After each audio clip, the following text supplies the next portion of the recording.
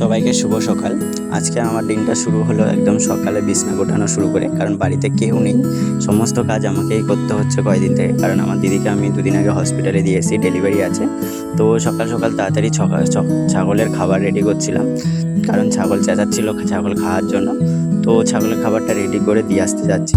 আটা দিতে হয়, নুন দিতে হয়, খড় মাখিয়ে সব কিছু, আবার ভালোভাবে না দিলে আবার খায় না মানুষের মতো করে। তো আমি যখন বাইরে খাবার দিয়েছি, আমাকে দেখে লাফালাফি শুরু হয়ে গিয়েছে ছাগল, কারণ ও দেখছে যে আমাকে খাবার দিতে এসছে। তো তাই লাফালাফি করলো, আমি সেটা দিয়ে দিলাম। তারপর দেখলাম কিছু বাসন পড়ে আছে, ওগুলো ধুয়ে রান্না চাপালাম। রান্না করছিলাম, কারণ গ্যাস শেষ, হাতেই রান্না করতে হচ্ছে। আর আমার হাতে রান্না করতে খুব কষ্ট হয়, কারণ হাত পুরো কালি হয়ে যায়, তা কাপড় চোপড় আমার কালি হয়ে যায়। তো বেশি কিছু রাঁধছি না, নিরামিষ চলছে আমাদের, তাই অল্প স্বল্প রান্না করে আমি রেডি হচ্ছিলাম। আর তার সাথে কাজও করছিলাম, কারণ আমাকে আবার হসপিটালের জন্য যেতে হবে। এরই মধ্যে আমার বন্ধুর ফোন চলে এসছে, বন্ধু বলছে আমি চলে এসেছি। তো চলে এসছে আমার বন্ধু আমাকে নিয়ে যেতে। তো আমিও রেডি হয়ে বেরিয়ে যাচ্ছিলাম। লাইট অফ করে আমি তালা মারছি ঘর রুমে, কারণ আমার ঘর তালা মেরে যেতে হবে, বাড়িতে কেউ নেই। তো আমরা বেরিয়ে পড়ছিলাম দুজনেই।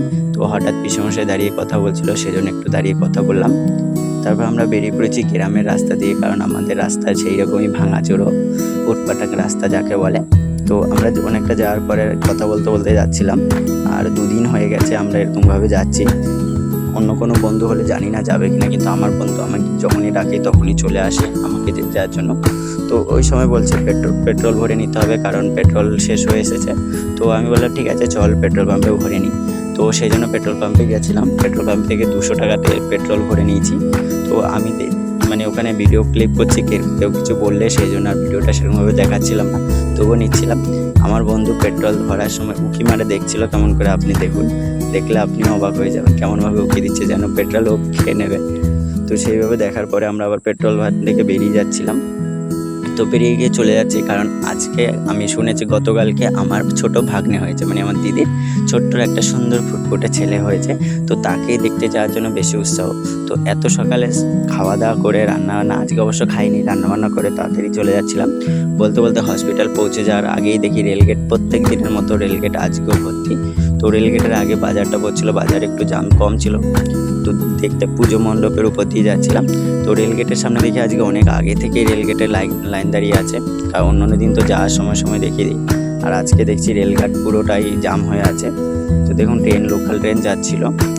তো লোকাল ট্রেন যেতে যেতে আমরা এগোচ্ছি। আর কমেন্ট করে বলবেন আমার ভাগ্নের নাম কী রাখবো। অবশ্য ভাগ্নের পোস্ট অলরেডি করে দিয়েছি, আমার ছবি দিয়ে দিয়েছি, কী সুন্দর হয়েছে আপনারা দেখবেন।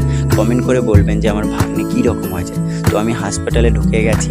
তো হাসপাতালটা ফাঁকাই ছিল, অতটা লোকজন ছিল না, কিন্তু আগেরবার যখন গেছিলাম তখন ভীষণ ভিড় ছিল। আমরা হাসপাতালে ঢুকে যাচ্ছি, হাসপাতালে কোনো লোকজন নেই, পুরো ফাঁকা।